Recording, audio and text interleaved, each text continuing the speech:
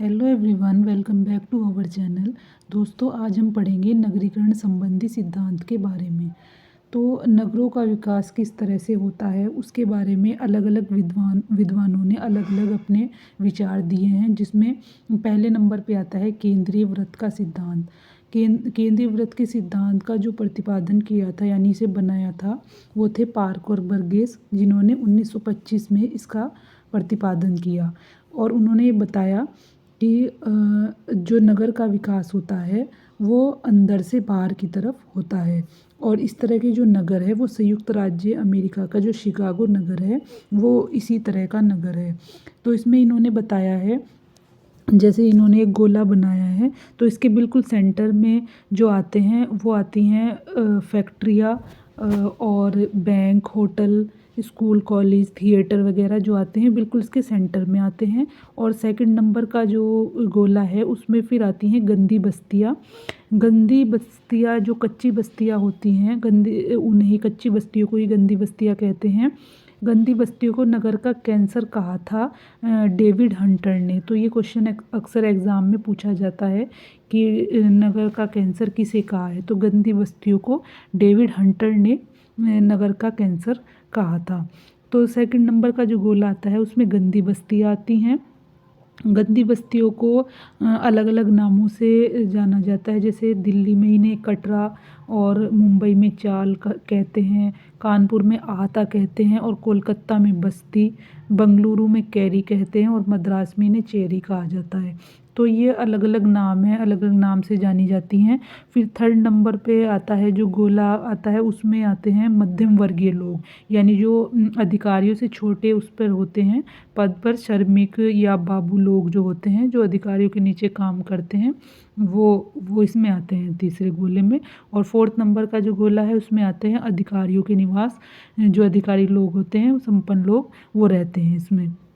फिर जो fifth number का गोला आता है कि उसमें आता है उपनगर, कि ये पूरा नगर जो है इसके आसपास बसता है।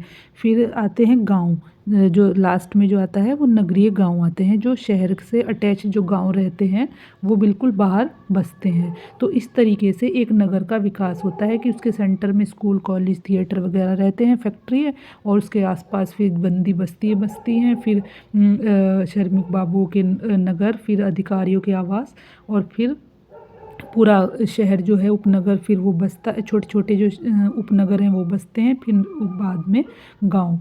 तो इस तरीके से पार्क और बर्गेस ने कहा है कि एक गोले में इस तरीके से नगर का विकास होता है। सेकंड नंबर पे आता है सेक्टर सिद्धांत। सेक्टर सिद्धांत का प्रतिपादक जो थे वो होमर हाइट हैं, जिन्होंने 1939 में इसका प्रतिपादन किया। अपने सिद्धांत को बनाने से पहले होमर हाइट ने अमेरिका के जो नगर थे उनके किरायों का अध्ययन किया कि किस किस क्षेत्र का किराया सबसे ज़्यादा है। और वहाँ के किरायों का अध्ययन करने के बाद उन्होंने फिर ये पाया कि जिन क्षेत्रों का किराया ज़्यादा है उस तरह के जो मकान हैं वो उस तरह के जो क्षेत्र हैं वो बाहर की तरफ बनाए गए हैं नगर से, और वो एक सेक्टर का निर्माण करते हैं। और साथ ही उनका ये कहना है कि नगर की जो बसावट है वो एक चक्र के तौर पर ना होकर त्रिभुज के तौर पर होती है। तो इस तरह के जो नगर के उन्होंने एग्जाम्पल दिए हैं वो यूएसए में सेंट फ्रांसिस्को और भारत का चंडीगढ़ बताया। जैसे भारत में जो चंडीगढ़ शहर है, चंडीगढ़ जैसे सेक्टर में बना हुआ है, ठीक उसी तरीके के क्षेत्र के इन्होंने एग्जाम्पल दिए हैं, ठीक उसी तरह सेंट फ्रांसिस्को है। तो उनका कहना है कि जिन क्षेत्रों का किराया ज़्यादा होता है वो बाहर की तरफ बनाए जाते हैं नगर में। थर्ड नंबर पे आता है बहुकेंद्रक एवं बहुनाभिकीय सिद्धांत।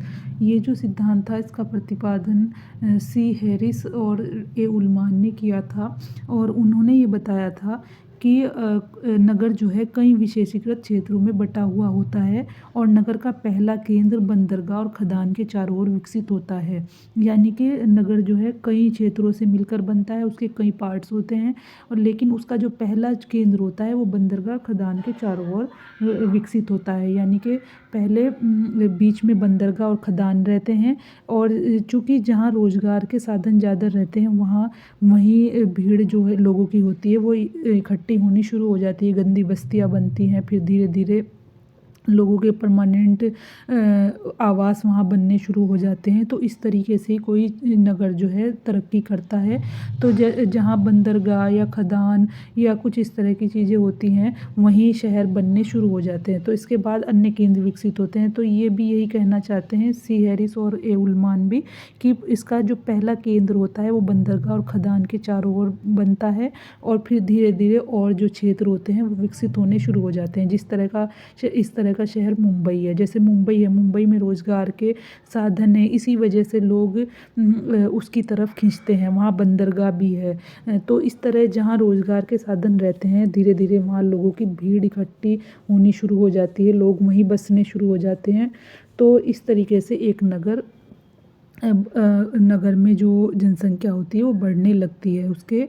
तो उन्होंने कहा है कि एक नगर कई क्षेत्रों में बटा हुआ होता है, लेकिन उसके सेंटर में क्या रहता है, बंदरगाह और खदान रहती है। 4th नंबर पे आता है केंद्रीय स्थिति का सिद्धांत। इस सिद्धांत का जो प्रतिपादक थे इस सिद्धांत के, वो थे वॉल्टर क्रिस्टॉलर, जिन्होंने 1966 में इस सिद्धांत को बनाया था। उनका कहना है कि नगरों के विकास के लिए किसी फैक्ट्री ने महत्वपूर्ण भूमिका निभाई, और उस फैक्ट्री में काम करने वाले लोगों ने नगरों का विकास किया। सिंपल कि नगरों के विकास के लिए सबसे पहले क्या बनी, फैक्ट्री बनी। फैक्ट्री में लोगों ने काम करना शुरू किया। गांव से आकर लोगों ने जो मजदूर थे उसमें उन्होंने काम करना शुरू किया।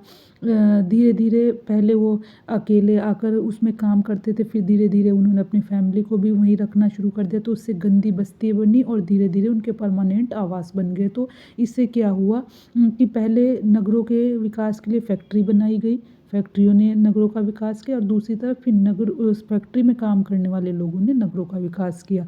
यानी कि पहले फैक्ट्री में काम करने के लिए लोग आए, और फिर उन्होंने वहाँ बसकर नगरों को बढ़ाया, वहाँ की जनसंख्या को बढ़ाया।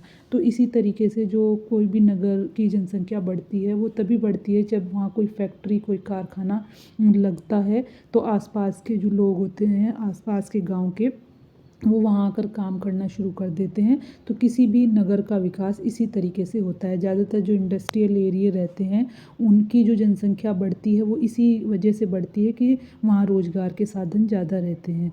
तो उनका यही कहना है वॉल्टर क्रिस्टलर का, कि फैक्ट्री एक नगर को बनाती है, फिर और फैक्ट्री नगर के विकास के लिए लगाई जाती है, और फिर नगर में रहने वाले उसे विकसित करते हैं। तो ये इसी तरीके से कोई भी नगर बनता है।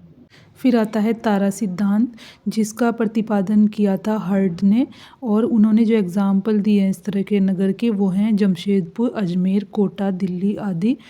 और इसके अलावा जो नगरीकरण के दूसरे सिद्धांत हैं उनमें आता है खंड एवं स्तर सिद्धांत, जिसे बनाया था जी टेलर ने। और फिर आता है संयुक्त वृद्धि का सिद्धांत, जिसका प्रतिपादन किया था विलियम्स ने। और उसके अलावा आता है सामाजिक विश्लेषण का सिद्धांत, जिसका प्रतिपादन भी विलियम्स ने ही किया था। और जो नेक्स्ट आता है वो है प्रतीकात्मक मूल्यों का सिद्धांत, जिसका प्रतिपादन वॉल्टर फिरेई द्वारा किया गया था। तो ये सभी सिद्धांत जो थे नगरीकरण संबंधी सिद्धांत थे, जिसमें अलग अलग विद्वानों ने अपने अपने विचार दिए। ये थे सभी नगरीकरण के सिद्धांत। आई होप आपको समझ आ गए होंगे। Thank you for watching my video.